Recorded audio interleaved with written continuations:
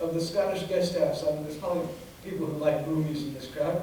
I think some scenes in the 1986 Tom Hanks movie, Every Time We Say Goodbye, were filmed inside and outside the hotel. At least I recognize the exterior. The movie is about an American flyer whose father was a Protestant minister who had enlisted with the British Royal Air Force before war broke out, and who injured is recovering in Jerusalem, and he falls in love with a Sephardic Jewish woman there. It's an interesting movie. Sephardic in Jewish Israel refers not only to Jewish people of Spanish and Portuguese descent, but the Jewish people from very southern Europe and from North African and Middle Eastern countries, Iraq, Syria, Morocco, and so on.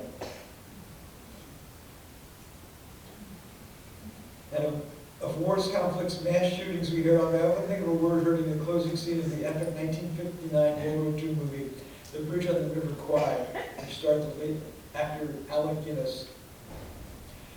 In the closing scene, the English medical officer, a prisoner of war, is heard exclaiming twice, "Madness, madness." That's what I think about in terms of wars and American gun violence. I looked at the Como News website this morning to just check the weather temperature, see if it was going to be raining, and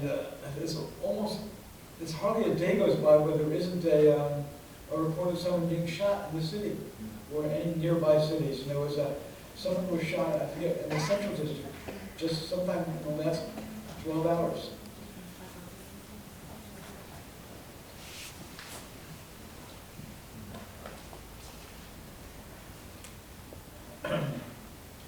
People wonder about divergence of